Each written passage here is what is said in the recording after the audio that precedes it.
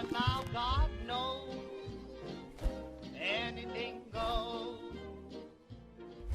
So, after taking a 2-year hiatus from the last and first episode of Guide to the Apocalypse, and finding myself once again enthralled with the setting of a post-apocalyptic world, such as the ones found in Fallout and Mad Max, I kinda decided to bring it back.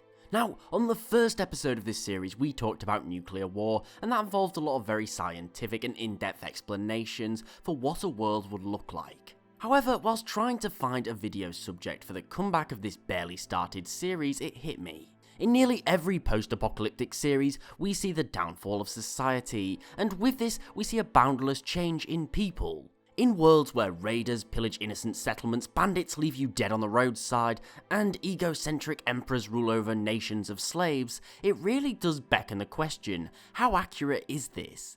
And why would a relatively peaceful society change into bloodlusted psychopaths? Just because of a change of circumstances, or something far more? Well, in this video, we aim to look at this, how this strange society would come about, and why do raiders and the like do what they do. This is your last mistake, little bartender. We don't like outsiders here. Now, I know that the easy answer to this is simply a change in the environment will change behaviour. Society is ever evolving, and after an apocalyptic event, when resources are scarce and every day is a fight for survival, people become desperate and will do evil things. And that's true to a point. However, I want to look deeper into this and try to give you guys a realistic image of what I believe it would look like. Now, when talking about evil, we're going to be talking about something called impure evil, which is something discussed by Philip Cole. We can loosely explain this as evil performed by people. Now, healthy people don't commit evil acts without rationale. Their rationale is flawed and in many ways wrong, however they do so with their own motives. Now, how someone is going to rationalise something is based around their beliefs and environment, so we're not going to delve too deep into this at the moment. But an example of this is Caesar from Fallout New Vegas. He literally enslaves thousands of people, destroys entire communities and tribes, and regularly crucifies profligates. He is an embodiment of impure evil. He commits atrocious acts and people suffer because of his rationale, telling him that it's for the greater good. To him, the ends justify the means. And this brings us to Machiavelli.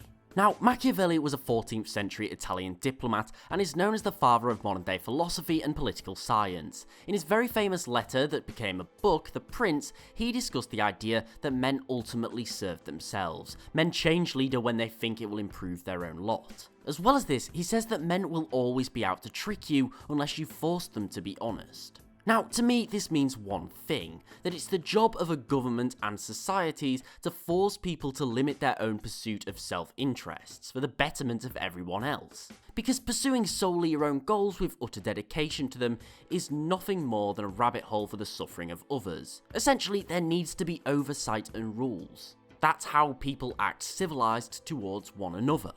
Now, of course, some of you guys will likely disagree with me on this stuff, and that's the fun of philosophy, so let me know what you guys interpret this as in the comments. Now, when an apocalyptic event happens, the government is gone, and society is somewhat reset. There's no longer any rules regarding how to conduct yourself. And in a world where, as I said, every day is a fight to survive and you getting food is the difference between life and death, that's a pretty big goal you're going to have to achieve. And realistically, most people will be able to rationalise to themselves, saving themselves at the expense of others. Warner? Yeah? Well, I guess that's the difference between us. I have a lot of guts. You don't. But this isn't the level of what we see in most post-apocalyptic media. Bandits and raiders are often cruel tormentors who gain some form of sadistic pleasure in killing and taking from others. And although this is often a plot device that's just used to rationalise us hating them as viewers, it's also quite realistic. Now, as soon as society goes, people aren't just going to start killing each other. However, society changes. We were all born in today's world. We know the difference between right and wrong. And yes, as times got more and more difficult, people's behaviours and perceptions would change. You may kill someone for a can of beans, but they probably stole it from someone else. So you could rationalise it to yourself. It's just the way things are now, it's you or them. However, this is a slippery slope. You see, every society is subject to societal norms, the do's and don'ts, the beliefs, and this largely creates the culture of that society. And yes, there's always change. 600 years ago, burning people whom were believed to be witches was seen as just and rightful behaviour.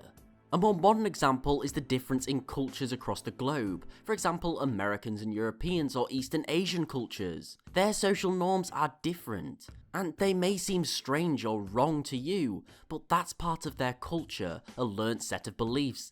So although you are a product of your own social norms and beliefs with modern ethics, what about your children? What about your great-grandchildren? These would be growing up in a far more violent world. For you, what were difficult choices that you had to rationalise as a need to survive may just be normal to them. They would be desensitized to the egregious acts being committed, as they happen regularly around them, and they'd probably view them very differently. Our society teaches us of the importance of life, and how violence is essentially not good. However, over time, it may be seen as good. Defeating an enemy and mounting their head on a pike is how you show success, for example. We know our ancestors did these types of things, and fought like this at some point. So I find it very likely that over time the concept of raiders would be very common and just another part of everyday life. Savagery would become idolised by certain people, and that's what they would aim to be, that's what they would become. They attack everyone who isn't a whiteling, especially caravans. They don't know how to survive on their own, so they have to raid. But as for why they are here, they are trying to wipe us out. All of us. Now, I do quickly want to focus on the idea of slavery in a post-apocalyptic world, as it's a very common and recurring theme in this setting. As we discussed, people do things based around rationalising them, and slavery wouldn't be any different. For example, Caesar or Immortum Joe, people who believe their goals make this wrong act okay. Now, slavery would definitely not be an issue following most post-apocalyptic scenarios. Not at first. Here, gathering resources for an immediate survival, that would be far more important. However, years after, when people are beginning to rebuild, that's when it would begin to rise. Now, it's difficult to say what form it would take, as there would likely be many different ones. For example, there's a significant difference between Negan from The Walking Dead and Caesar. However, it's the idea of forcing people to work towards your goal. Now, as we did talk about previously, you have to force people to an extent to pursue a common goal over their own, and this isn't easy. You may be thinking, well, we all work towards a common goal. We don't have much of an issue with the idea of governments and leaders. The thing is, this is the product of 2,000 years of war, slavery, and other horrific acts. I'd argue that naturally, people don't like giving control and power over themselves to others, even if it is for the greater good, because everyone's rationale is different. And we've spent over 2,000 years to get to this point, but it's still happening now in far smaller ways. For example, Brexit.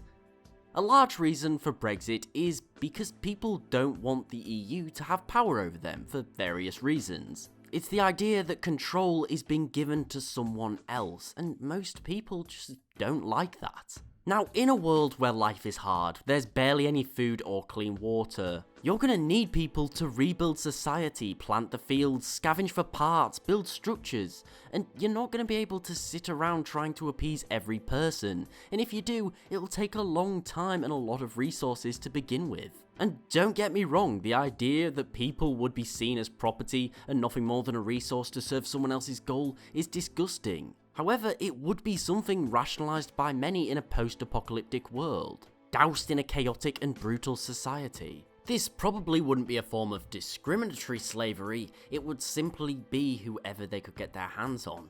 Anybody who was unable to defend themselves or unable to get away quick enough would be taken in by these people and forced to pursue their goals.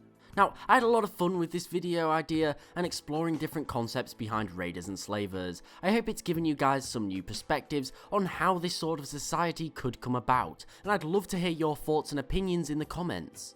I'm happy to be bringing back the Guide to the Apocalypse series, as it's always been a beloved subject of mine that I find fascinating, and if you guys do enjoy, please do show some support by liking, sharing and subbing, as it really means a lot, and we're very close to 100,000 subscribers now, and it would honestly be amazing if we could hit it. Again, I really do hope that you enjoyed. Please don't forget to follow me on Twitter at @TheLawGuy and tick the bell for regular updates, but most importantly, thank you so much for watching, and I'll see you next time.